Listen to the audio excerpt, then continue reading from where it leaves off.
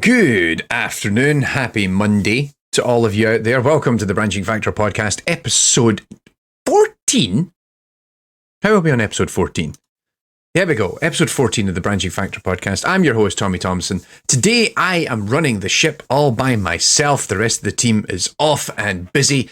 And so I thought, I'm going to spend today talking about a bunch of stuff that I'm involved in, talk about some games that I'm playing, talk about the news a little bit, and hopefully we can continue all this and my internet will hold up throughout as we stream this over on Twitch. So yeah, it's been a very busy period. I hope you're all having a good start to the week, wherever you are in the world. Surviving the Monday. We're rounding out Monday here as we start up this episode of the Branching Factor podcast. And so yeah, I've got a lot of stuff I was just kind of unpacking. It's been a bit of a busy day for me over on the day-to-day of running AI in games and all that comes with it. But yeah, I figured let's just get right into that. I'm going to talk about some games, but first, I guess, like kind of two things that I've been involved in that I wanted to share with you all today that I'm really excited about. So let me just jump over here and show you what I've got. So don't worry, if you're listening to this podcast, this audio format via purely audio means, I will describe it, but also we've got it on screen for you, for those of you who are watching us live. Two things that are happening. First of all, I had a really good chat today with the organisers for the Artificial Intelligence and Games Summer School. So as many of you all know, I host the AI in Games YouTube channel and also run a company called AI in Games. And amongst all this, there is also the Artificial Intelligence and Games Summer School. This is a separate entity. It is not mine. I don't own it. But of course, it's something that the organisers of the event are colleagues and friends of mine who I've known for a very long time. And it's always nice to be able to reach out and connect with them. Now, I had a chance to attend. The summer school has actually been running now for several years, I believe since 2018. So this year it's going to be running again. Out in Malta it's the 6th International Summer School on Artificial Intelligence and Games. It's going to be running in Valletta in Malta from the 17th to the 21st of June. And I had the chance to attend last year. It's a collection of talks, presentations, workshops, and more that is brought in, first of all, by the two lead organisers, Doctors Julian Degelius and Yergos Yanakakis, who are kind of two of the foremost academics in sort of AI research around video games, or games in general. And so they run a series of, like I said, talks and what have you, but they also bring in a lot of people from across research, from across the games industry to talk about AI and the developments that they're doing. And it kind of helps give attendees this kind of really nice spread of understanding of how this field is growing and is evolving. And I had a chance to attend last year because it's actually ran all over the world. It even ran remotely for a couple of years. But in 2023, it ran in Cambridge here in the UK, which as someone who is London adjacent, that was actually pretty close to my stomping grounds. So I went over and checked it out. For those of you who follow along on YouTube, where you're watching this episode of the podcast on AI in Games Plus, there was a dedicated video on the channel all about my time at the 2023 summer school and me sharing really what it's like to attend for a given week and what are the kind of talks that were being explored. So if you're interested in it, by all means, I'll stick the link in the description for this episode. So, go and check it out and that'll help paint a picture. So yeah, the team they're starting the summer school again. They've got it up and running for 2024. Like I say, it's going to be running in Malta, which for those of you who are not familiar, that is an island in the middle of the Mediterranean. Lovely little neck of the woods. So it's going to be running 17th to the 21st. I just had a meeting with Julian and Yergos today, alongside David Melhard, who's also one of the organisers, to confirm that I will be a part of the summer school once again this year. What I'm going to be doing is, we've got a rough idea, but no confirmation, nothing 100% today, but very excited to be a part of it. I was really, really excited to participate last year. I helped run a panel and I ended up helping kind of run the game jam that runs towards the back end of the summer school. And it was nice to meet so many new folk who are coming into the kind of AI and games space, be it as a researcher or as a developer. And yeah, it's such a nice environment to be out and a nice kind of culture to be a part of. And I was really happy to participate last year. So I'm very excited to be back this year and help contribute and support that where and when I can. And just a shout out on that note, that if you head over to the website for the AI and Games Summer School, that's school.gameaibook.org. Again, I'll stick it in the show notes for you. They are currently open to registrations for this year's summer school. The early bird closes on March 1st. I'll probably make a few more announcements to that effect in the coming weeks, because I want people to turn up and participate and hopefully have a great time at the summer school. And then, hey, we'll even get to hang out a little bit while I'm there as well. The other thing that's been happening for me, which I was quite excited about, is as you can see on screen, actually in reference to a new book. And I've actually got my own copy right here that was sent over by the publisher very late last week.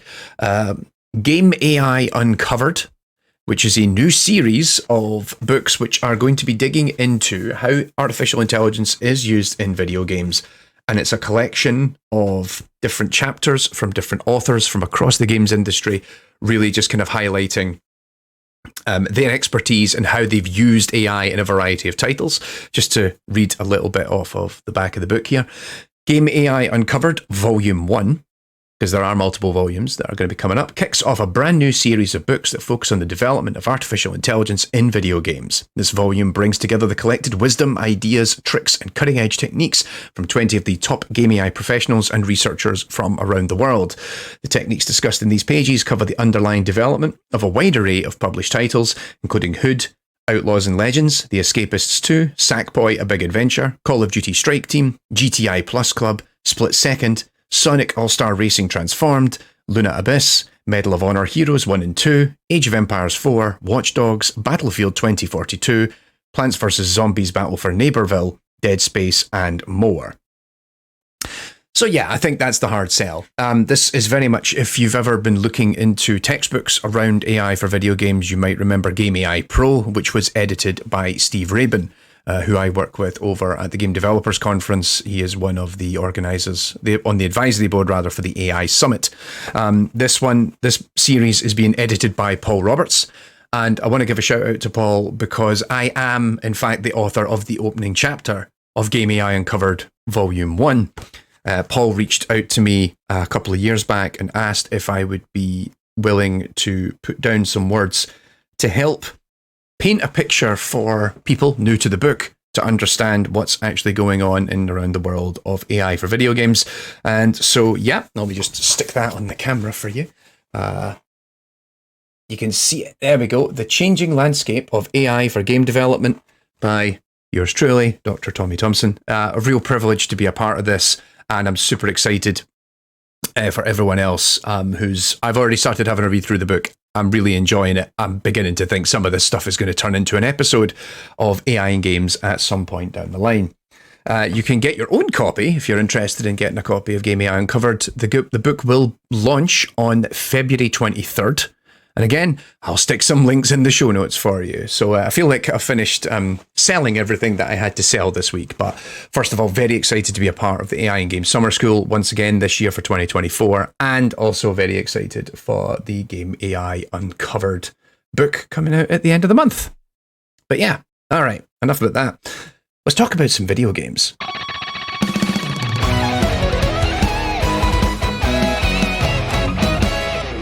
So yeah, I've been gaming quite a bit. There's a whole bunch of stuff I've been playing that I can't talk about because it's actually directly related to upcoming episodes of AI in Games. So we'll keep those quiet and secret for now. But one of the things I did want to talk about is, so a couple of things. First of all, and I've listed them on the screen actually for you, is that first of all, I have been playing a lot of The Evil Within, which is actually being live streamed across Twitch and AI in Games Plus. For those not familiar, The Evil Within is published by Tango Gameworks, came out in, I think it was 2012, 2014, something like that. I should look that up before I start uttering gibberish. And 2014, yes. The key thing about The Evil Within is it's directed by Shinji Mikami, who was the director of both Resident Evil. He essentially created the Resident Evil franchise, but was also the director of Resident Evil 4. So probably two of the most important titles in that series were both developed by Mikami-san. And this is it's such a weird and eclectic game. If you're interested, I would encourage you to go back and look at the streams that we've been running. So they don't stay up, I think, forever on Twitch, but they are over on AI Games Plus on YouTube. It's such a weird game. It's you could feel the DNA of Resident Evil in it, but it's also a game that seems to be playing around and toying with so many different ideas, and I'm not entirely sure it all clicks together in a way that really makes sense. But yeah, go and check it out. We're still a couple of hours away from finishing the episode, the game as a whole. Go by all means, go and check out the streams and let us know what you think of it, checking it out. The other game quickly to mention is because of the recent release of Tekken 8, I realized I actually own Tekken 7 and I've never played it. So I booted that up in the last couple of weeks. And as somebody who is, for those of you who are watching the video version, you'll notice I have a Marvel vs. Capcom 2 arcade unit here in my office. I'm a big fan of 2D fighting games, particularly a lot of the 90s Capcom, like CPS 2 games. So the Street Fighter Alpha series, the Marvel vs. series, and just generally a fan of Street Fighter in general. But also, you know, things like Mortal Kombat and Killer Instinct and King of Fighters and the like. 3D fighting games have always been something I struggle with, always something I'm not entirely convinced by. And so I thought, right, I need to give this a shot. And I don't really know what's going on in Tekken. It's such a weird and eclectic game, but I think there's something very satisfying in its combat when it works. It feels like it's a little bit easier to pick up and play, but interestingly, while I think that is the case, I also struggle. My 2D fighting game brain always struggles to reconcile how this should all work alongside what's the deeper, more richer aspect of its fighting. Like the underlying systems in it, I never quite are able to successfully grasp. I think because my brain is wired in a 2D fighting game way. And yeah, Tekken doesn't really work like any of those other games. Although, funnily enough, even though there's on the screen right now, the game art has two main characters whose names I couldn't remember. All I know is they keep beating each other up to try and run a company, and something about throwing each other into a volcano. I think that's what Tekken's about. But funnily enough, they've been adding guest fighters into Tekken 7. Much like every other fighting game, I think at one point was adding guest fighters, and two of the big fighters that they added is Geese from Fatal Fury and Akuma from Street Fighter. And so, funnily enough, I've spent more time playing this and had more fun playing this by actually playing as characters from non-Tekken franchises and then trying to use them as my gateway into into Tekken. It's such a bizarre thing. But yeah, I've actually probably spent more time playing as Akuma in Tekken 7 than any other character. And I feel that's helping me acclimatize to the Tekken environment. Even though he still actually has a lot of his moveset from Street Fighter, and they've simply kind of found a way to transpose that into 3D fighting. I don't know. There's a story mode in it. I'm going to give it a shot, see how it turns out. All right. The other quick thing I wanted to talk about before I got into the two meaty games that the two games I've been playing, they're not meaty, but I've been playing them at length, is first of all, I was checking out Lights Out, which is a special modifier in Dead by Daylight. Dead by Daylight, if you're not familiar, is the 4v1 survival horror multiplayer game where you have four people going around as survivors trying to evade one player who is the killer who is trying to kill you. And during Dead by Daylight, a big part of it is using different perks and abilities and items and add-ons that give you a special, advantage in key scenarios. And so you might have an item that allows you to find windows to jump through as a survivor, or pallets that you can knock down and block the path of the killer, or even stun them if you time it right. Or even things like It allows you to see the killer in certain contexts in a distance, or it gives you better warning of where the killer is. And critically, in amongst all this, there is a terror radius. So whenever you're playing as the survivor, you can hear a heartbeat that gets louder and louder as the killer gets closer to you. And so there's all these different facets that both killers and survivors can use to give themselves an advantage in key scenarios. So Lights Out is a modifier that strips all of that out of the game. And thus far, I found it, I was really curious because there's no, like, first of all, as it's implied, it's now played in the dark. You only maybe have about 10 feet of visibility in all directions. You don't have any items, you don't have any perks, you don't have any bonuses. And also they removed the terror radius. So it's very stripped down. It's almost like you're playing a heavily modded version of the game during early development. Like somebody went in and deleted all the baked lighting out of the game or something like that. And it's interesting and also incredibly frustrating. So as someone who doesn't really have a lot of friends who play Dead by Daylight, I play solo queue. So I go in and matchmake as an individual survivor, and trying to escape as a single player has been next to impossible. I've managed to get out using the hatch, which is the special exit that only opens when the rest of your team dies. I've not actually been able to get to a point where we repair all of the generators, the 5 generators, which are the key objective of the game, and then subsequently get out of an exit gate and escape. I also then actually played it as a killer, and that was unfair. Because interestingly, because now players don't know, like, so survivors can't tell where the killer is, but the killer can still see superimposed on their HUD where all the generators are that the survivors might be trying to repair. And so while you have the same limitation, you can't really use any perks or add-ons or abilities, you know where the 7 generators are on the map. And so you think, right, well, I'm just going to patrol round these because I'm bound to bump into someone. And because the visibility is so poor, it's very rare that a survivor actually sees you until it's too late. I played first as the Nemesis from Resident Evil, and that actually was quite interesting because zombies appear in the map for you, and then sometimes that was catching people out. But then I also played around as the Xenomorph, the alien, and I'm pretty sure I scared the living shit out of a couple of people with that, because the alien can crawl on all 4s, and I was sneaking up on people, and they can't hear me coming, and they can't see me coming, and then suddenly there's an alien next to them while they're trying to repair gens. Yeah, I'm pretty sure I freaked a couple of people out. That special event, I think, ends tomorrow or the day after. It's only running for like 1 week in the game. It was an interesting experiment. I don't think it's worth keeping in its current form. Probably the game that, well, one of the 2 games I've played the most in the last couple of weeks since our last episode is Suicide Squad Kills the Justice League. This is the new game by Rocksteady, developers of the Batman Arkham franchise.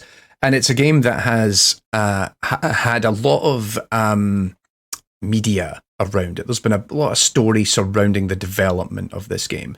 So, of course, it's been 7 years since the last release from Rocksteady. And it's quite telling, or rather, I think it's rather a reflection of the current state of where we are in the industry, that a game such as this, which is a live service shooter, a loot shooter as well, in which players will, race around, complete missions in order to get better gear and better equipment. People have been less than enthusiastic about a game like this, particularly coming from a studio like Rocksteady, who have shown quite competently over the years that they are a very good studio in terms of crafting independent, well, rather developing single-player story-driven content, which is very much what they've done up to this point with the Batman Arkham series. And so Suicide Squad takes place in the same universe as Batman Arkham. It takes place, I think, 5 years after the end of Arkham Knight. And it is largely, well, as the name implies, the Suicide Squad are sent out to kill the Justice League, which the Justice League is like the, if you're not familiar, the big superhero group of Batman, Superman, Wonder Woman, The Flash, Green Lantern, etc. And so in this interpretation, the Suicide Squad have been sent to Metropolis, the home of Superman, because, well, the Justice League had been corrupted and became evil. as a result of the invasion of Earth by Brainiac, who is like a big bad of the DC universe. And so this game's really all about, you can either play it single player or you can play it with others, going out as a squad of 4 characters to complete missions, earn gear, level up, progress the story as well. So there is a main story component to it, and that only lasts, I believe, I've been told, about 9 to 12 hours before it opens up and then allows for the actual real live service component of the game. I've not got that far yet. I'm probably about a third of the way through the story. And as the name implies, we kill the Justice League. I can confirm we be killing some of the Justice League in this game. It's a difficult one to really unpack. So Suicide Squad as a game, there's a lot of it that works really well. There's the open world design, being able to move around Metropolis, the mobility of your characters is really satisfying. So you can play as one of the 4 members of Suicide Squad. So that's Deadshot, King Shark, Harley Quinn, or Captain Boomerang. And each of them has their own unique movement ability. Deadshot has a jetpack. Harley Quinn has kind of stolen a grapple hook that Batman would use. Captain Boomerang has actually got a boomerang which has been infused with the Speed Force, because if you're not familiar, Captain Boomerang is a Flash villain, and so he can then run or even like kind of teleport short distances, and he can run fast. And King Shark is a giant anthropomorphized muscly shark, so he just jumps around a lot like he's the Hulk. And I have to say that's probably one of the best parts of the core loop of playing the game, is the mobility is really satisfying. Moving around Metropolis is good fun.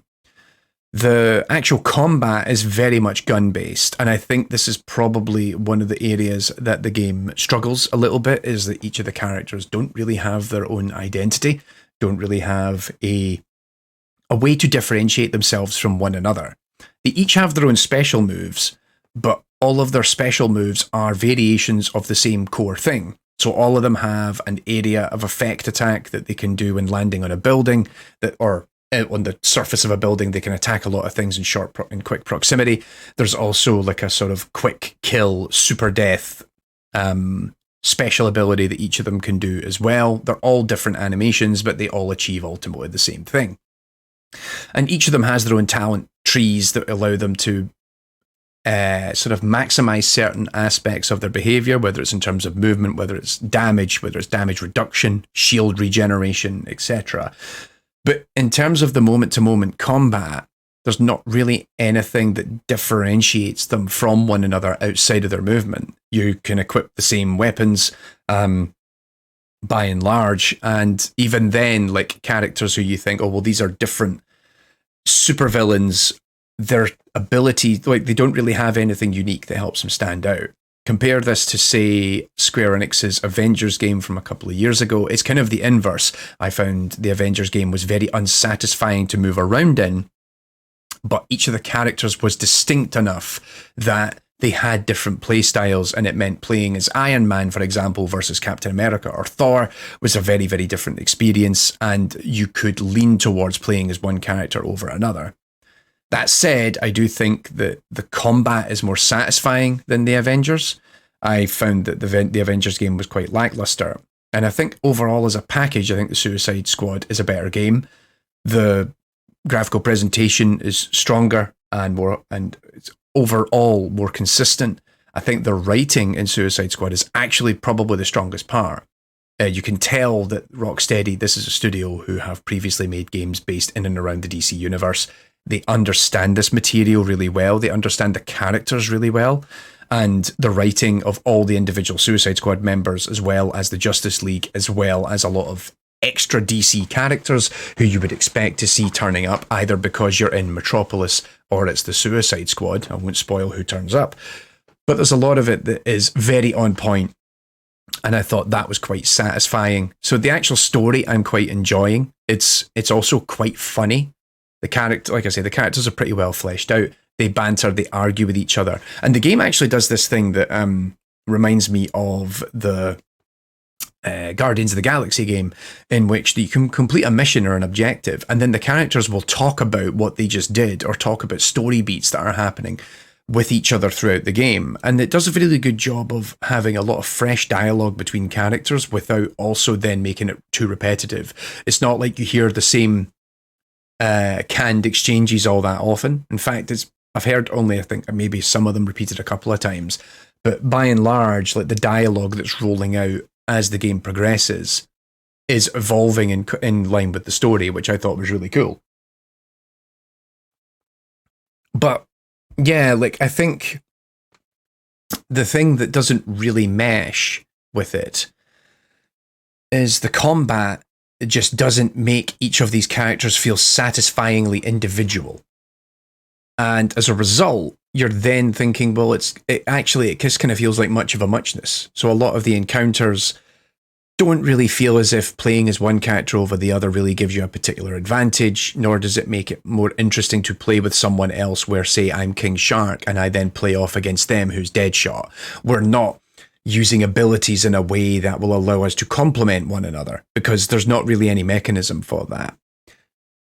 Is it a bad game? No, I don't think so. I think it's a perfectly competent game, but it's also a game that really doesn't need to exist in the format that it is. I haven't seen anything yet to suggest why it's a live service game, why it's a looter shooter. There's nothing in it really to make that justification as far as I'm concerned. Perhaps something happens towards the end of the story that makes it, and because really the kind of the campaign is more or less sort of the tutorial to get you into the game as it gradually introduces new mechanics and systems the longer you go. You know, I'm still having things, new layers of mechanics and dynamics being introduced 5 hours into the game, I think, at this point. But ultimately, I don't really feel like what I'm playing justifies the direction that they've taken it. And I think that also explains an awful lot of the justifiable criticism that the game has received, but also the studio has, or not so much the studio, I think, but the publisher has received. That this is a game that feels like it has been brought down from on high, saying we need a live service game. And so, lo and behold, we have a live service game, which ultimately, I think, for many, we would rather have seen Rocksteady do something else that is very much in keeping with their strengths. And so, funnily enough, I think everything that is really good about Suicide Squad is everything that you have seen previously from Rocksteady. Core combat, movement, mechanics feels good. Story is good. Presentation is good. But the larger live servicey elements of it, no, doesn't really stack up. And that's a shame. I am still having a good time playing it. I'm going to keep going and see if I can finish it off in the next week or so. But yeah, I think also I was reading that the sales of the game have not done terribly well out of the gate, which is a real shame. Comparing it very much to, you know, it had less than the day one numbers on Steam, less than half of what Avengers had on Steam. And that is, I think, perhaps a reflection not on the game, but where we are with the state of the industry and just general apathy among consumers for live service games. We don't need, there's as we've seen already in the last year or so, there's been a shrinking of the number of live service games that are out there. And that's largely because they're very, very difficult to put out. They're difficult to maintain. They're difficult to satisfy an audience who is going to watch them. And so, yeah, it doesn't surprise me that it's not really had a particularly strong launch. Whether or not it does better over time will remain to be seen. But I'm pretty sure that for Warner Brothers games in particular, this will be a bit of a disappointment for them, given that they've had Rocksteady working on this for 7 years. But the thing is, again, it's fine. It's a perfectly fine game. It actually reminds me, per the title of this this podcast, it feels a lot to me like Sunset Overdrive meets Crackdown in the term of vibe and overall feel of the game. And so I'm generally having a good time with it, and I really want to keep going and finish it. But it feels like it's been built to cater to an audience that doesn't really exist and wasn't really looking for that type of live service game. I feel like there could have been a stronger multiplayer game built around this that didn't have the live service trappings. But hey, it's 2024. That's where we are. Speaking of, the last game I think on my list that I wanted to talk about was Helldivers 2. So this also came out just last week. And yeah, Helldivers is a really interesting value proposition. It's another live servicey shooter, but it is built around being a cooperative shooter in which you, as one of numerous very democracy in inverted commas, democracy wielding soldiers of victory will fly out across the universe and fight giant insects in order to defend the planet. It's very much got this tongue-in-cheek approach to having players go out and fight across the universe. And it's very much reminiscent of things like Starship Troopers. It's playing to that audience, and I think it's playing to it very well. In fact, I was very interested in it because I'm a fan of Earth Defense Force, which is a rather kind of cheesy B game property that comes out of Japan. Whereas this is much more, it's a PlayStation published title, and you can tell it has PlayStation polish, it has PlayStation production value behind it. Excuse me. So, the general ethos of Helldivers 2 is that you dive, you will land on different planets as a team of up to 4 players, and you complete missions. And more often than not, those missions are quite straightforward of defending locations, attacking insect nests, destroying other objectives that you find in the world. And each player can carry 2 guns, and then as well as that, they can deploy in a third weapon. So every player will have their loadout, and their loadout allows them to deploy what are called stratagems. And so that allows you to bring in either heavy artillery or like supporting equipment, like reload caches, health caches, like heavy weapons. You can have them deployed with a timer delay, and they have to recharge before you can deploy them again onto the surface of the planet. So it might be that the three or four of you are running around, and you're fighting off waves of enemies, you're running low on ammo, so one of you deploys a stratagem with a resupply unit on it. So everyone can get fresh ammo and they can be ready for the fight. Or you may be thinking, we need some help to quell the number of monsters that are charging us. And so you might deploy a stratagem, which is an orbital strike. Massive, missile payload that hits the ground. Just recently, I unlocked the ability to deploy napalm onto the thing, and myself and I think this is one of the things that works really well is that each player can customize their weapons. You can customize your stratagems, so you can each have different particular direction that you're catering towards. And so I was playing this at the weekend, and it was very satisfying when we would trigger the objective. We see a bunch of aliens coming in the horizon running towards us in this third-person shootery game that we're playing. And my teammate would deploy an orbital strike, and then I would immediately after it deploy a napalm strike. And so we'd see all this wave of enemies coming towards us. Huge explosion number 1, then huge explosion number 2, and then another teammate deploys a resupply and a heavy weapon, and then we just pin down, we just dig in, and we start laying waste to armies upon armies of giant insects and giant bugs. Very satisfying. I'm having a blast with this so far. It's crossplay between PC and PS5, though word of warning, it does have some rather nasty DRM anti-cheat on the PC version. So you might want to deploy a VM to enable you to play the game if you so wish. But I'm having a blast with this. It has been so much fun, and I can't wait to dig into it some more. So yeah, it did get a bit of a mixed review on Steam at release, partially due to the DRM, but also it's quite microtransaction heavy. But the microtransactions are predominantly around battle passes that you have to you then have to unlock through play to achieve new cosmetics. And so most of the weapons that you're getting, you can get weapons in the battle pass, but by and large you can also craft those externally or attain them through mission completion elsewhere. as well as a lot of cosmetic stuff. And it's already quite fun to have different outfits and different stances and different emotes and everything else. I think if you enjoy third-person cooperative shooting that requires a bit of collaboration, it requires some tactical decision-making, but also you just like the idea of shooting off waves of giant monsters with guns and increasingly more elaborate guns and then increasingly more elaborate heavy artillery, you're going to love this game. I found it really interesting in not just how it makes that a really satisfying experience for players, but also there's a lot of interesting tactical decisions laced throughout it. So the stratagem, for example, you have to bring up the HUD and then type in a specific command, which is actually done on the D-pad if you're using a pad. And it means that you can't shoot and call in a stratagem at the same time. You have to make the decision to back off and bring up your pad and then dial in the stratagem.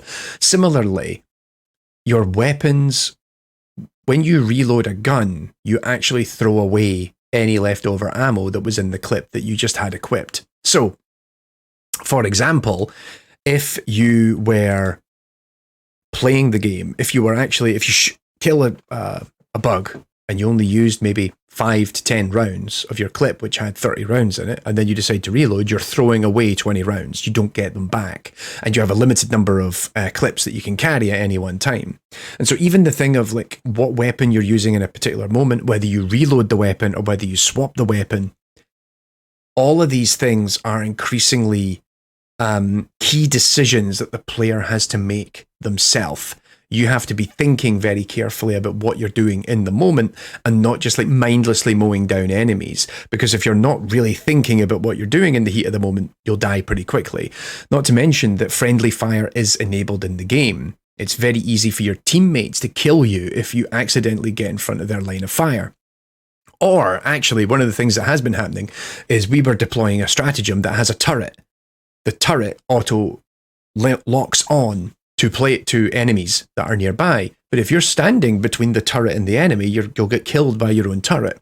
Now, if you're playing in multiplayer, you get to be redeployed. Your teammates can then basically call in a stratagem which allows you to spawn back in. But again, they have to make the effort to stop fighting and bring up the stratagem pad to dial in the request to then actually redeploy you. So there's all these really interesting design decisions laced around making key decisions in key moments. And as someone who is, one, really enjoys cooperative PvE shooters, I found that really interesting, but also as someone who really enjoys Earth Defense Force, this is a whole layer of tactical complexity that EDF doesn't have. And so I'm excited because EDF 6 finally gets its Western release in next month on PlayStation. I think it might be coming to Steam around the same time. Hopefully it is. But I thought, this might be something that will tide me over until EDF 5 comes out. I'm now actually thinking it's probably going to be something extra that's going to play alongside EDF, I think, in the coming weeks and months. And yeah, I had a good shout out to Jamie and Stuart, who I played the game with at the weekend. Funnily enough, more of my friends have subsequently went out and bought the game since then, and they've been talking about playing it with me as well. Who knows? We might even get a chance to stream it or something like that on Twitch and YouTube. Maybe that'd be worth checking out and doing. Right, okie doke. Let's see, where are we? We're doing good for time. Let's get into the news. I'm going to have a little drink here, but let's start talking about some news.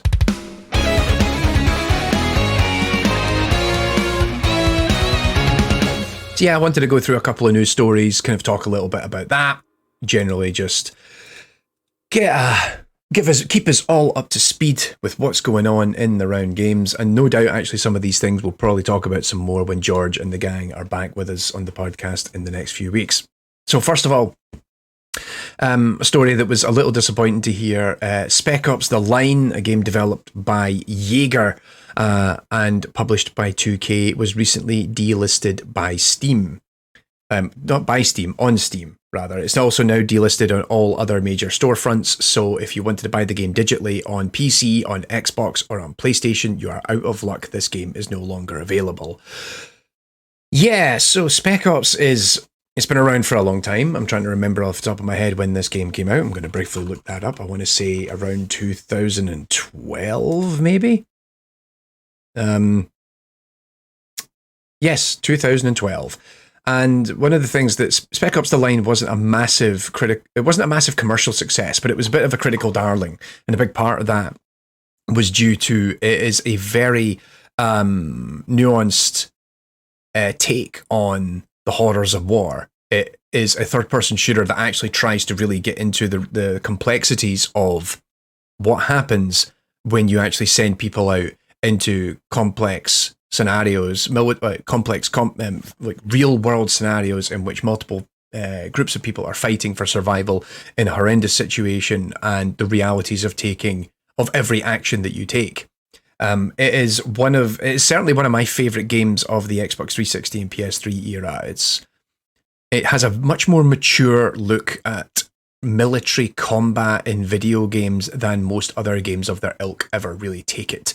Call of Duty, I think in particular, is a fun franchise, but its politics is very, very lax. Let's put it that way. It has a very Michael Bay approach to politics in the theater of war. Spec Ops doesn't really shy away from some of the more destructive and horrific themes that come with this sort of material. And of course, talking about that sort of level of deconstruction of war is something that's quite common in literature. It's common in film. It's even common in music. We don't have an awful lot of video games that explore that sort of thing. Things like This War of Mine, perhaps, is a really good example. Spec Ops is one of the few that is actually a third-person shooter that is trying to that is a military third-person shooter that then tries to tackle these themes. And it's a very cool game. It was actually, in fact, episode 29 of my YouTube series AI in Games, as I explained how the AI works in it after interviewing one of the developers, Jörg Reisig. So it's now delisted in all storefronts, which is a real shame. And a big part of that, no doubt, is due to the music licensing, because the game has a soundtrack that includes the likes of Jimi Hendrix, Mogwai, Deep Purple, Alice in Chains, and Bjork off the top of my head. And so that'll be it, that when these games get developed, they have a license for that music, which will only last a certain amount of time. And so then the big question is, when those music licenses lapse, do you relicense them at a great expense, or do you try and find a way to remove them? Now, this is something that a lot of other games have tackled with over the years. Things like the Forza series will have music patched out of it, or even Grand Theft Auto has had music patched out of it because the music license expires. But of course, the open question is, well, then if you were going to even keep the music, do you think that the investment in getting that music in there is worthwhile? That's always the big problem. Because if it isn't really worth the expenditure, then why go ahead with it? If you don't think you're going to get, make further revenue from the game down the line. And Spec Ops is so old at this point, it's 12 years old. People aren't rushing out to buy it. And even if they are, they're not going to make huge bank on it at this point. Like, the bulk of its sales are long past gone. And I think even then the question would even be, well, do we go back and rework it? But then that's extra work for a 12-year-old game. Are you going to go and find someone at Jaeger to crack open this project and then rip that music out and replace it? That's extra development work. So as disappointing as it is, I totally understand that the commercial reality of it for the publisher is it's actually easier for us to just pull the game rather than try and rework the game to accommodate for this new licensing scenario. But yeah, if you have a chance to play it, and if you can get a hold of a copy of it, if you don't have one already, then give it a shot. I think Spec Ops is really fun, or it's really interesting, and I look forward to it. I'm going to actually go back and stream it again at some point in the future. Next up, I just wanted to give a quick mention to when George was on with me a couple of weeks ago, we were talking about gaming layoffs, and we've not had... It's been relatively quiet, but it is still ongoing. In fact, at the time of writing or preparing for this podcast, a minimum of 250 people have been laid off in the games industry since the last episode. and this included the folks from the likes of Eidos Montreal, Rovio Montreal, Cloud Imperium, and Hidden Path Entertainment. The total number is unclear because a lot of companies will not give final figures on how many people that they have let go. But we are continuing to see, after the big boom, first with Riot and then with Microsoft, Activision, Blizzard, King, we're continuing to see layoffs happening throughout the industry. I suspect we're going to see more of them, and probably another big, as much as I loathe to think this might be the case, I suspect we're going to see a big, one or two big stories of this ilk probably in the next month or so before the end of the fiscal year. Anyway, best of luck to everyone out there. Also, if you're in around UK and Europe, by all means, check out George's Substack, the Video Games Industry Memo, the VGIM, because he's been trying to share a lot of jobs where and when he can. And also, we're trying to share stuff around either in my Discord or in a few other communities as well. So if you have jobs that you want people to find out about, by all means, reach out to myself and George, or if you're looking for one, also look out in those spaces as well. Probably the biggest story that's been brewing since I was on the podcast back with George a couple of weeks ago is what is reportedly the case that Microsoft are considering bringing a lot of their first-party IPs and titles to other platforms, most notably PlayStation. So the good Jeff Grubb over at the Giant Bombcast and Game Mess Mornings shared this a week or so ago, in which that Microsoft is reportedly looking into bringing Gears of War and other IPs such as Hi-Fi Rush and Sea of Thieves to other platforms, most notably the Sony PlayStation, but probably also Nintendo Switch, and in some cases PC if they aren't already on PC, although I think most of these actually are. There's an official announcement that's going to be coming from Microsoft, in fact, this week. So by the time that this airs, who knows? We might have already heard something. Let me just quickly double check the news and see if anything has actually dropped in the time in between. But no, we have not heard anything just yet. So Phil Spencer has actually been on the rounds a little bit, trying to temper the furore that has kicked up around this on social media, particularly at one point, because Phil's going to come out and give this whole thing about the vision of the future for Xbox. And I think a lot of people were concerned about whether or not they were going to stick it out and continue to actually release content, or actually maintain their hardware. So if you're now got Microsoft looking to put all their other IP, whether it's Gears of War, whether it's Halo, whatever, on PlayStation, what is the value proposition of having an Xbox at this point? And so, of course, a lot of people who own Xboxes and are particularly tied up in the console war ideology have been really upset by that, particularly if they've backed having an Xbox over, say, a PlayStation, and now they're thinking, well, maybe I should have just got a PlayStation if all these games are going to come over to that platform. Some people are being rational about it. A lot of people are not, because for some reason, tribalism among games platforms still exists in 2024, but there you go. So none of this should be a surprise to anyone. And I also think that an awful lot of the takes that we are seeing out there are horribly misguided. So first and foremost, I think it's really important to give context to where Microsoft is in and around games. Xbox overall is currently the most lucrative element of Microsoft's entire portfolio. In fact, actually, George was talking about this over on VGIM, that in Q2, the Q2 financials for the 2024 financial year, $7.1 billion of revenue for Microsoft came from the games division. And a big part of that was not just everything they already had on Xbox, but because they just bought Activision Blizzard King, which then brings in, of course, big revenue courtesy of the likes of Call of Duty. $7.1 billion, right? Now, put that in context. Windows, which of course you think Microsoft, Windows-related products, that is, their operating system and the software that all comes with that for running Windows PCs, you would think that is their biggest area. Typically it is. However, in those last fiscal results, it was only at $5.26 billion. So games right now are the biggest revenue draw for Microsoft's entire corporation.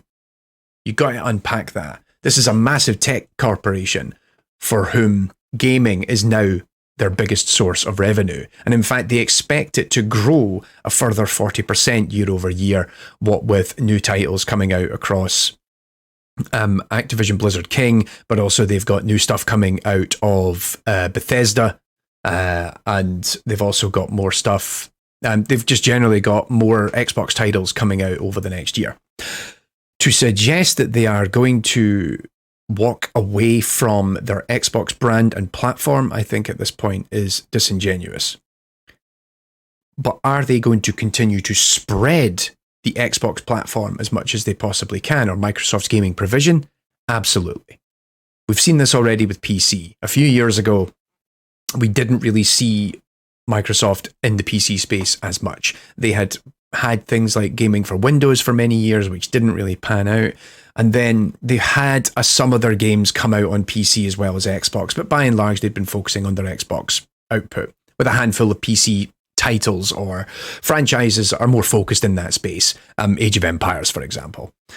With Game Pass over the last few years as their new subscription model, we've seen that this is their change of tack. They've recognized that essentially during the Xbox One, PS4 era, they lost the console race, as it were. PlayStation continues to sell 2 to 3 to 1 in terms of boxes sold and put underneath people's televisions. And so they were that was really the last console war that was going on, because of course you say that PlayStation is selling hand over fist. You forget Nintendo is over in the corner currently with the second most successful console of all time, and with fantastic software sales. Nintendo play by their own rulebook. They don't really care what's happening with Sony and Microsoft by and large, and they actually have a pretty good working relationship, my understanding, with the likes of Microsoft. Nintendo don't really care what they're doing, and I think what happened was even Xbox themselves, Microsoft, realized we can't continue to have this fight because it is a dwindling race to the bottom. If you see now with Sony, one of the problems that they've had is that they are now locked in on very big budget single player experiences. Even most recently, things like Spider-Man 2, which apparently is going to be at the moment a commercial failure in the eyes of Sony because it hasn't sold as many units as they hoped, because it had a roughly $350 million production budget behind it, which was something that was revealed courtesy of sadly, due to the leaks that happened Insomniac. So we've got a situation in which PS5 is very much focused on big budget single player experiences. They're now trying to move into live service with the recent acquisition of Bungie, because they're trying to find other ways to bring in revenue. And they're in a very similar position to Microsoft, because PlayStation right now is the most lucrative aspect of Sony's corporation. You know, their TVs, laptops, and all that other stuff doesn't make as much money as it used to. Even their film productions aren't doing as great. For the last couple of years, gaming has been what has really held Sony aloft. That's not to say that Microsoft is in a similar situation, but they have aggressively bought up an awful lot of studios and licenses and publishing, and they are trying to find ways to maximize revenue. And they've already been doing this on PC. We saw this with Game Pass Ultimate. More and more games coming day and date to PC, getting proper Windows support, but also that they started moving more and more games onto Steam. Sea of Thieves is available on Steam. You can get Halo Infinite and the Halo Master Chief Collection on Steam. They've not been as protective and like forcing people onto the Windows Store anymore, because they realized that was a losing battle. So instead, they're bringing their games to consumers on other platforms, on other distributions, on other storefronts. So there you go. You've got the Xbox ecosystem, and that is for people who want a box under their television. They're selling you games. They're giving you Game Pass, first-party exclusives available day and date. Then they have PC. All right, okay, cool. You can do the same thing on PC, Xbox Game Pass Ultimate. But if you don't want to buy into that ecosystem, you can still buy Sea of Thieves on Steam. You can buy Halo Infinite on Steam if you want. We've heard rumblings over time about whether they're going to do the same thing on the Switch, trying to put Game Pass on the Switch or trying to put other games on the Switch. They've already done it. You know, don't forget that things when they bought Bethesda, things like Deathloop and Ghostwire Tokyo were PlayStation timed exclusives, or they were, I don't even know whether they were actually originally exclusives, but they came out on PlayStation first and then they made their way onto Xbox eventually. Major League Baseball is actually published by Microsoft, even though it's a PlayStation title. And then, of course, Minecraft. Minecraft is on everything. So think about that's been what they've done thus far. Then they buy Microsoft, then they buy Activision ABK, Activision Blizzard King. King is essentially their route into getting into the mobile space. They're going to be able to have their own mobile storefront pretty soon, selling Microsoft-owned mobile games, even free-to-play games which have microtransactions laced throughout them, like Candy Crush over at King. They're moving into mobile. They've began to creep into PC. Well, they've actually moved more pervasively into PC in a way that they haven't been historically. The next step is really to take it all further. Why not just put these other IPs, these other licenses onto PlayStation, onto Switch? And the thing is, they're already in a situation where there's a very inconsistent rollout, because part of the Activision purchase was the suggestion of anti-competitive behavior, because they were then going to pull Call of Duty from PlayStation, when we're now actually in the opposite scenario. The story now is that they're going to do something the other way. They're going to do the other thing. They're going to completely go 180 on that suggestion. And that makes sense. They spent a lot of money on it. They know PlayStation is the primary platform for so many people to play Call of Duty. So of course we're going to keep selling Call of Duty to them. So the next step is, well, why don't we put everything else on it? If people are already going to buy Call of Duty, why don't we get them to buy Starfield? Why don't we get them to buy Sea of Thieves? Why don't we get them to buy the new Indiana Jones that's coming out by Machine Games? Or the new Hellblade that's coming out? Naturally, this makes people upset, because if you buy an Xbox, one of the things is, well, you're getting these games because you invested in that ecosystem. And critically, I think one of the concerns that a lot of people have is that, they've stuck by Xbox during a period in which a lot of games weren't really coming out. A lot of games have been delayed. Fable actually is a really good example. That's been delayed many times. We still don't have a release date for that. Forza Motorsport, the reboot of that, took a long time to come to the Xbox platform. They've had a bit of a dry spell in terms of exclusives that would justify coming to the Xbox platform, and that's why people kept buying. That's why they really invested in getting good third-party titles on Game Pass, because hey, with this subscription, it's a cost-effective thing. You can come in, you can play all these games for like however many dollars a month it is. I forget how much. So then you feel a little jilted if suddenly Gears of War is going to end up on PS5 when you were sticking around for Gears of War on your Xbox. Does it mean that they're going to launch things day and date? I don't think so. Does it mean that Game Pass is going to exist on those platforms? Again, that's an open question. Would Sony permit having Game Pass on their platform when they already have PlayStation Now? Would Nintendo permit having Game Pass available on their hardware? I suspect not, personally. But, hey, okay, maybe we can't let you play Starfield on PS5 through Game Pass, but what if we just sell you Starfield for $70 on PS5? Well, let's face it, as far as Microsoft are concerned, that's win-win. Because if they can get Game Pass on the PlayStation, then they can get more sign-ups and bring more people into the Xbox ecosystem. But if they can't, and they can just sell you Starfield for $70 on PS5, well, they're still making money. And they're going to make more money because now all these games that people were interested in, but potentially wouldn't have went out and bought a PC or bought an Xbox to play because they're very much entrenched in the PS5 ecosystem or the Switch ecosystem or the Switch 2 whenever it happens, they'll buy their game there instead. And so they can have their cake and eat it. So none of this strikes me as the death of Xbox in any real way. I heard some people comparing it to the likes of the era in Sega, in which they stepped down from hardware manufacturing during the Sega Dreamcast, long live the Dreamcast, best console evs, and then moved into publishing. And people are now worried, oh, it's the death of Xbox. I don't think so, because I feel that for Microsoft, they still want to have their own dedicated home, their platform where their games go. Do their games go there early? Maybe. Are their games day one available on Game Pass? Yes. But they could also then just publish them on other platforms as well. So I'll be interested to see how this rolls out.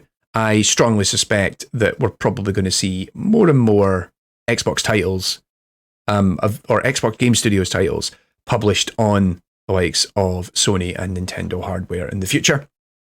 And yeah, it'll be interesting to see how this plays out. Alrighty. Quick one, because I thought this was really fun. There was a conversation bouncing around. This is a story that was dropped over in Video Games Chronicle about Capcom over on their dedicated fan site actually put out a poll for people on whether they wanted to see more sequels or remakes of lapsed series. And this included whether or not they wanted to see remakes of things like Onimusha, Ace Attorney, Rival Schools, and even the very early Mega Man games, or whether or not they wanted to see new entries of a variety of franchises that they own, such as Darkstalkers, Okami, Onimusha, Ace Attorney, Street Fighter, Dino Crisis, Dead Rising, Devil May Cry, Dragon's Dogma, I'll say that again, the Versus Capcom series, Resident Evil, Final Fight, Breath of Fire, Ghosts and Goblins, Monster Hunter, Lost Planet, Mega Man, and 1942. Clearly, Capcom are on a bit of a hot streak the last few years. They've successfully managed to build up their the Resident Evil franchise once again after its potential demise almost after Resident Evil 6. 7 brought it back in an interesting way. Then we've had the remakes of 2, 3, and 4, as well as Resident Evil Village. And so it's been going from strength to strength. Monster Hunter World and Rise have been very well received. Dragon's Dogma 2 is not that far away. Street Fighter 6 has done very well. They're on a hot streak, and I think they're now, I think, like a lot of other Japanese publishers, looking at what IP have we got in the back that we have not really been utilizing successfully in recent years. I mean, we did have a Devil May Cry a few years ago, but things like Onimusha, Okami, and Darkstalkers have been left to rot. Critically, also, Mega Man, we did have a new Mega Man a couple of years ago, but the Mega Man X series has been left dormant. The Versus Capcom franchise, I feel it is long overdue a revival. We did have Marvel vs. Capcom Infinite a few years ago, which sadly wasn't very good at all. And I say that as a big fan of that series. I'm trying to remember when that actually came out. Oh, wow, that was 2017. Wow, I didn't realize it was that long ago. That game was crushingly disappointing. After the really strong Marvel vs. Capcom 3, but also there's a lot of other really good versus games or sub-series that Capcom have explored over the years. So there was the Capcom versus SNK many years ago. That was really good. We had even Tatsunoko versus Capcom, which was the anime characters versus Capcom fighters, which was on the Wii. And as someone who didn't really know most of the Tatsunoko characters, I still had a great time with it. It was really good fun. I feel like they need to get back into doing the versus fighting games. They've often been very well celebrated, even among the fighting game community as well. And yeah, more Resident Evil, I think we can guarantee, is on the way. There is already, we know there's a new Monster Hunter coming. So yeah, I'll be interested to see what influence this has on like subsequent games going forward. Next up, another little story that dropped from the Hollywood Reporter was a united SAG-AFTRA, AFTRA, I always say AFTA, SAG-AFTRA agreement for indie games. And this was particularly of interest because it's a new tiered budget agreement designed to offer union coverage for voice actors in indie video games. So indie, I think it's under 15 million, I think, is what's classified as indie. I think that was the classification they had. And it essentially contains provisions, especially on AI, that will allow for indie studios to operate and adopt AI technology as part of voice acting that is conformant with SAG-AFTRA's expectations. Now, there was already something if you recall, of course, the SAG-AFTRA strike in 2023, a big part of that was about, pay deals and remuneration for actors in their own film and television, but there was also a part of it that was related to games.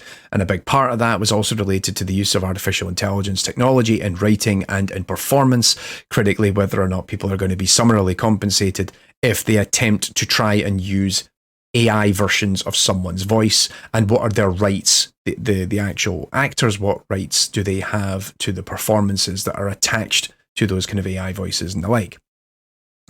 So this agreement essentially allows members to work on independent projects. And it was like they did the same thing during the film and TV strike. There was a interim agreement which allowed members to work on independent projects during the film and TV strike under a certain budget that didn't have to worry about it being in violation, because of course everybody who was striking is saying, right, well, you can't go into certain projects because the union is against it. And of course people want to support the union. So now they had this in place particularly for smaller projects that were going to, and this was like an interim agreement that was said, okay, we're being compliant. They have something now similar for smaller independent video game projects, with the idea that there is then going to be a new deal that will eventually be put together for larger projects. And it's still, at the moment, there is still an ongoing conversation between SAG-AFTRA and a lot of the AAA video gaming industry as to regards remuneration rights and the adoption of AI in and around voice actors for video games and performance capture artists for video games as well. I feel like this is going to be an interesting story that's still going to play out a little bit over the coming months. And I think it's something to keep an eye on, because this will also be a huge indicator on how AI is adopted in so many facets of game production, particularly generative AI, in the coming years, based on what is agreed between SAG-AFTRA and the larger gaming industry. All right. The last one that comes to mind, the last story that I thought I'd bring up and talk about, is the Walt Disney Company is making a $1.5 billion investment to acquire an equity stake in Epic Games, the creators of Fortnite. So this was last week, and courtesy of a story that again published over on Video Games Chronicle, that it said on Wednesday that the two companies are partnering to create an, quote, all-new games and entertainment universe connected to Fortnite. Quote, in addition to being a world-class game experience and interoperating with Fortnite, the new persistent universe will offer a multitude of opportunities for consumers to play, watch, shop, and engage with content, characters, and stories from Disney, Pixar, Marvel, Star Wars, Avatar, and more. So none of this is terribly surprising. Disney's back in games again. Disney, if you've been following for a long time, Disney float in and out of games.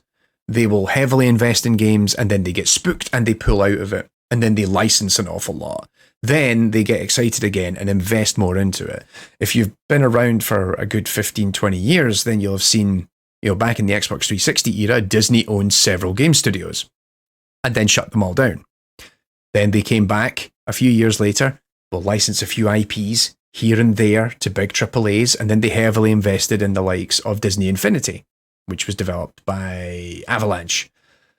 And of course, that was huge for them. They really enjoyed it, but of course, it's also expensive to do and expensive to maintain.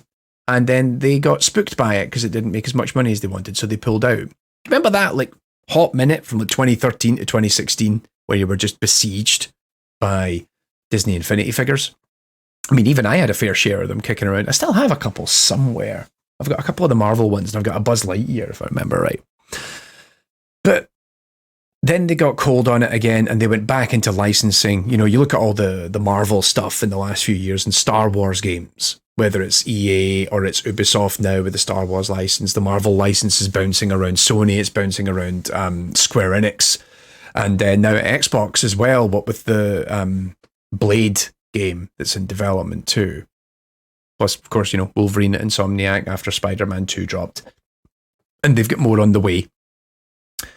So it feels like this is them trying to find ways to connect with audiences. And they're really looking at what is happening with Epic and Fortnite. And particularly, Fortnite is really the only metaverse that's actually working. Except maybe Roblox. Is Roblox a metaverse? I'm not sure. Either way, that they're really, really interested in finding a solid new avenue within which to engage with players and fans and get them invested in Disney IP, whether it's Star Wars or Marvel or, Pixar, or even if it's something like ESPN. Hey, like get engaged with the Super Bowl on ESPN in Fortnite. They want new ways to continue to interact and engage with audiences. And so this feels like they're back on that road again. And they're hoping that they think that Epic Games and particularly Fortnite is the way to go forward with that. And probably at the moment, that is the smartest move to make, because frankly, when you look at a lot of these other multiverse spaces, metaverse spaces rather, there's not really much else going on. And there's not really anything, I don't think really any of the other ones are actually worth hedging your bets against.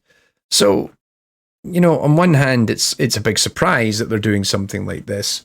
But also I think Epic Games will be quite happy to take their money and find ways to utilize it in a myriad of interesting ways. I mean, it'll be worth checking out. I'll be interested to see where this all comes out.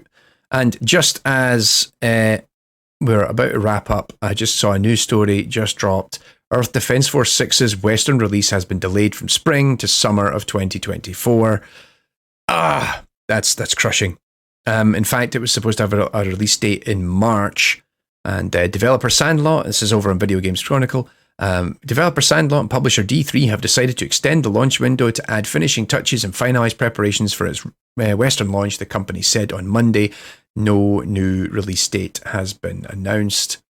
I was really looking forward to being able to play that.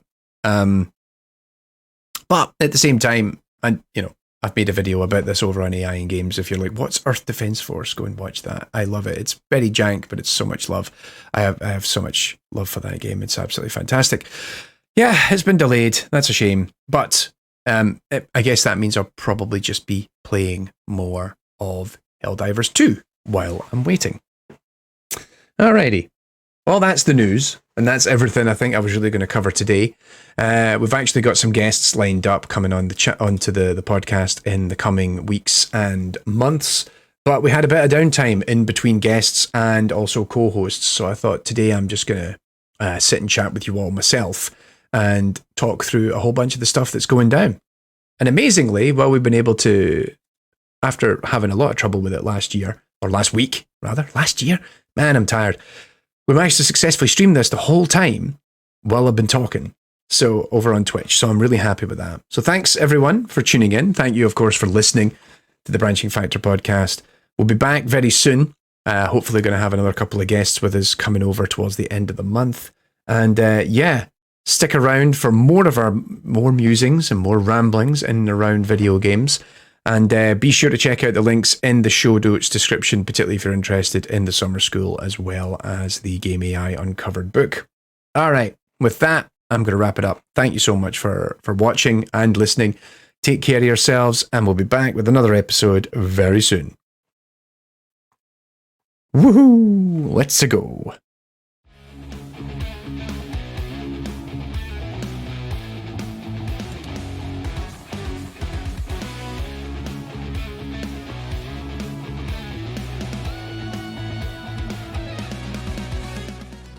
The Branching Factor podcast is hosted and produced by me, Tommy Thompson, with support from Anne Sullivan, George Osborne, Mike Cook, and Kwang Yun. Our theme music is provided courtesy of Ben Ridge. The logo and thumbnail art is thanks to Helen Odell. Special thanks to Shraddha Gupta and Phoebe Trigg for additional production support. And of course, to all of you out there listening. Thanks for joining us for this episode of Branching Factor. Wherever you are in the world, be sure to stay safe, have fun, and we will be back.